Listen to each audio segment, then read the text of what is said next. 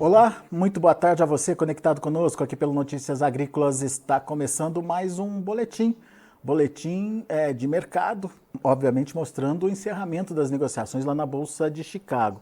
Depois das fortes altas de ontem, o mercado acabou devolvendo grande parte aí dos ganhos anteriores e voltou aí para o patamar abaixo dos US$ 12 por bushel. Julho está ali na casa dos 11,79. O agosto, 11,76 e o novembro, referência para a safra americana, US$ 11,57 por bushel. Muito bem, vamos entender o que vem por aí, principalmente porque depois da alta de ontem o mercado acabou recuando. Perguntas para quem entende. Vamos lá para Curitiba, onde está Vlamir Brandalize, da Brandalize Consult. Seja bem-vindo, meu amigo. Obrigado mais uma vez por nos ajudar a entender o mercado. O mercado ontem esboçou uma reação até forte, e hoje devolveu praticamente tudo, Vlamir. O que aconteceu? Boa tarde, Alex. Boa tarde a todos. Olha, Alex, o mercado ele voltou aos fundamentos da soja, né? Ontem ele estava trabalhando em cima de outros fatores, né? Fatores extra soja. Ontem tinha um apelo importante, né, da disparada, né? Forte alta de petróleo. Tinha a notícia dessa medida provisória do governo brasileiro aí que colocou em xeque todo mundo, né? Tirou todas as três da exportação dos negócios. Ontem deu um susto geral e o mercado se protegeu, né? Porque daí acaba com o Brasil fora, que é o maior exportador mundial, o mercado já puxou as cotações em Chicago, esperando que a demanda fosse ser voltada para lá, né? Então, ontem o mercado estava nessa linha e hoje não. Hoje o mercado já mais calmo, né, Alex? Porque o pessoal lá, os investidores estão olhando, não, o Brasil não vai fazer essa besteira, essa maluquice de implantar essa medida provisória aí que vai desestruturar todo o setor produtivo do agronegócio brasileiro e colocará o Brasil em xeque-mate, né, numa situação de insolvência, né, porque essas novas margens aí que hoje se fala entre 5% e 8%, que seria os custos a mais, que seria pressão negativa para o produtor, e ao mesmo tempo custos maiores para o setor agroindustrial, acabaria quebrando muita gente, né, porque a margem de operação do setor, em grande parte, é 3, 4, 5%. Então, acabaria entrando todo mundo na área de operação negativa. E o mercado internacional hoje viu dizer, não, isso é uma coisa incabível de ser colocada em prática. E o governo brasileiro vai voltar atrás, o próprio Congresso vai anular essa medida provisória e o mercado tentou voltar aos patamares, né? E hoje o que pesou, né, Alex, é a condição da safra americana, que vai com um clima bem tranquilo, plantio acelerado, e as notícias da Argentina já mostrando aí que já tem mais de 95% da safra da Argentina colhida, e ela vai chegando ao final aí com um potencial aí, com um indicativo de 50 milhões e meio de toneladas, que é os dados que tem desta semana. E isso deu uma acalmada no mercado de Chicago, porque por outro lado tem falta da China efetiva nos negócios, né? Então, é isso que pesou hoje para o pessoal. Praticamente entregou tudo, né? O que tinha variado ontem e agora voltou a trabalhar entre 11,5 e 12 aí. 11,5 fechou como um suporte importante, né? A posição novembro, que é a mais fraca de Chicago, conseguiu segurar acima de 11,5, então é bom sinal, né? Para um final de semana, para uma sexta-feira. Mas o mercado está frágil, né, Alex? Porque a condição de safra americana é o que conta agora, é o mercado de clima, o mercado climático americano, ele é um fator que hoje ele é negativo para as cotações, efetivamente falando, e não temos o lado da demanda como fator de apoio, né, Alex? Então, calmaria nesse fechamento de semana aí no mercado internacional. Muito bem. Dá para a gente imaginar uma tendência para os preços aí, Vlamir? O que pode acontecer? A gente está vendo aí, como você bem falou, safra favorável lá nos Estados Unidos, oferta cheia, se não cheia, pelo menos uma boa oferta argentina já chegando no mercado. Enfim, isso dá para dizer que é negativo para Chicago ou ainda é cedo, hein? Olha, Alex, dá para dizer que é levemente negativo, o leve viés de baixa. Ou melhor, vamos fazer uma posição. Ele é um fator que limita avanços mais fortes, vamos dizer assim. Então, o mercado, agora em diante, ele tende a ser aquele mercado de serrote, que talvez um dia suba 5, 10 pontos, no outro dia entregue 5, 10 pontos. mas ainda com um peso maior agora sendo mostrado aí pelo andar da safra americana. E esse andar da safra americana nesse momento, ele é um andar que pressiona para uma leve baixa. E provavelmente na semana que vem, que quando deve sair o primeiro relatório de qualidade das lavouras, aí na segunda-feira, nós poderemos até ter uma pressão de baixa, se realmente vier que nem veio o milho, né? Nessa semana foi o primeiro relatório de qualidade de lavoura do milho com 75% de lavouras boas excelentes. Isso é uma condição ideal para o produtor americano. Se a soja vier nessa condição também, perto de 75% de lavouras boas excelentes, é bem provável que pelo menos a posição novembro ela possa cair abaixo de 1,50 na próxima semana. Porque o que vai contar agora é a safra americana, ou o mercado internacional olha para o umbigo americano nesse momento, porque safra da América do Sul já está consolidada, né? Brasil perto de 148 milhões, 147 por aí, não tem muita diferença nessa reta já para ser colhida. A Paraguai perto de 11 milhões, também fechando a colheita, agora só tem as lavouras de safrinha em colheita por ali, e a Argentina também, já na reta final. Então, por aqui, safra consolidada. Lá nos Estados Unidos, clima vai pesar de agora em diante. Se tiver algum problema, ele certamente vai ser aquele momento do serrote para cima, mas também sem disparada, sem corrida. E, por outro lado, posição de muito conforto, né? Os chineses estão sentados no berço esplêndido, com boa oferta de soja, e agora administrando as compras, né? Não precisam se precipitar. Essa é a posição do conforto do comprador num ano que a safra parece-me que vai ser uma safra grande e normal, né, Alex? Dá para dizer que o mercado deve ficar acomodado aí entre 11,50 e 12, Vlamir?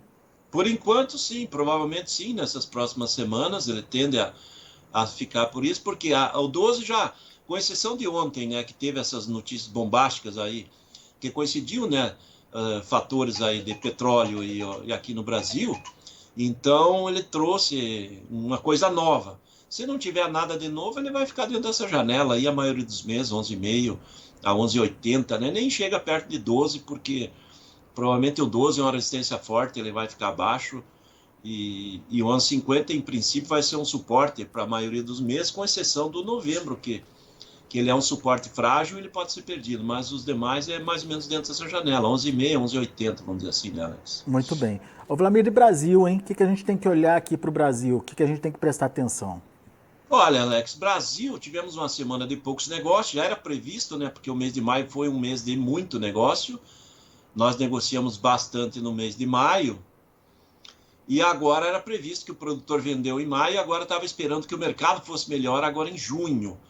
Como o mercado de junho começou e não melhorou as cotações frente aos níveis praticados lá no maio, então o pessoal veio mais calmo de venda, pelo menos até de segunda a quarta-feira foi muito lento, quase nada de oferta e pouca pressão do comprador também. Quinta-feira começou a paradeira geral por causa da medida provisória do governo, e hoje o mercado voltando a acordar um pouco, mas também com poucos negócios. A semana vai fechando provavelmente abaixo de 500 mil toneladas negociadas, que está muito abaixo do normal, né? Para uma semana de junho, quando que o normal numa semana de junho é de 1,5 milhão, 2 milhões de toneladas, que seria o normal de negociação, e ela está ficando aí perto de um quarto, que seria o normal, por causa de todas as notícias negativas que tivemos, mesmo com uma leve melhora nas posições de hoje, né, sexta-feira, mesmo com o mercado de Chicago em queda hoje, nós tivemos aí os níveis melhores da semana, né, porque a nível de balcão ele melhorou, porque os prêmios hoje também estão melhores na semana, e os prêmios nesse momento são os melhores prêmios do ano, então acabou dando uma equilibrada, né, Alex? O mercado de Porto aí, vamos dar uma ideia aí, hoje trabalhando de 140 ao curto aí até 142 no agosto,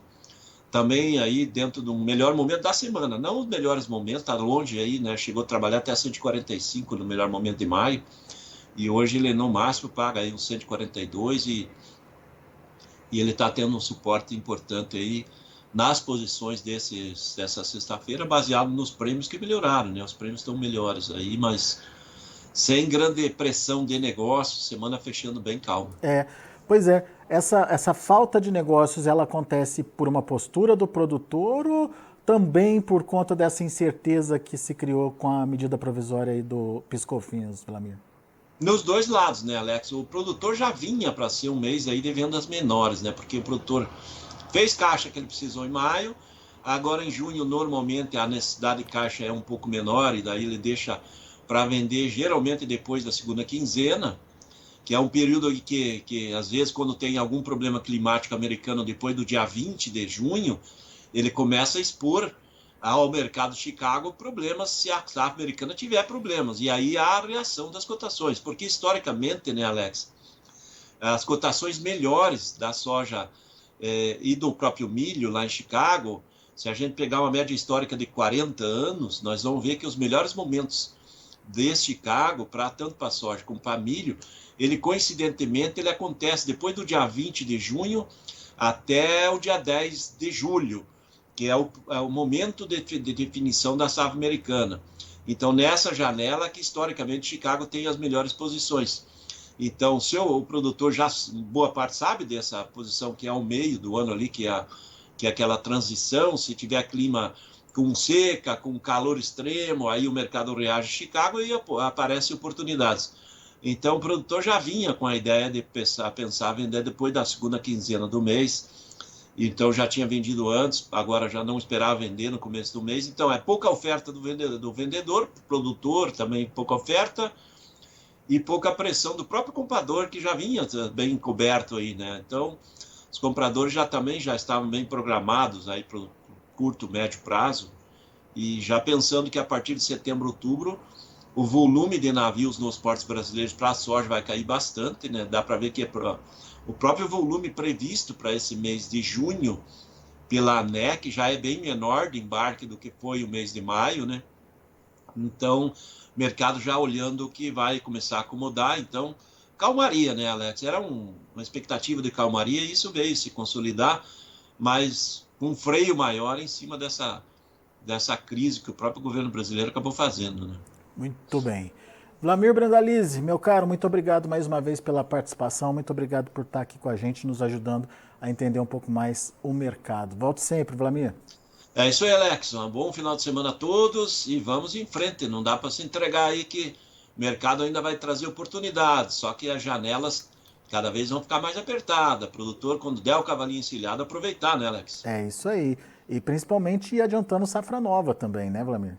Safra nova, relação de troca pelos insumos. A gente já está vendo o insumo começando a subir, começa a se distanciar do valor da soja. Quem faz aquelas barter, troca, opções de negócio da bolsa, também começar a olhar, porque quando o plantio começar a andar, pode ter insumo que vai estar escasso, pode ter problema com o abastecimento de sementes de qualidade, talvez não tenhamos aí o volume ou a qualidade ou a semente que o produtor quer, também tem que, não dá para, é um ano que não vai dar para deixar para a última hora, porque tudo indica que mesmo com todas essas turbulências nós vamos plantar mais, em princípio é esse caminho que vai acontecer e o produtor tem que estar preparado, e a dica nossa, não deixar para vender e fazer caixa, principalmente meio de março e abril do ano que vem, que tudo nos indica que nós vamos ter uma condição melhor de clima e safra cheia, e é a hora que vai ter muita oferta. Então, você prepara antes para não estar precisando, pelo menos, vender nesses 2 meses, que eu acho que vai ser os mais críticos. Depois, o mercado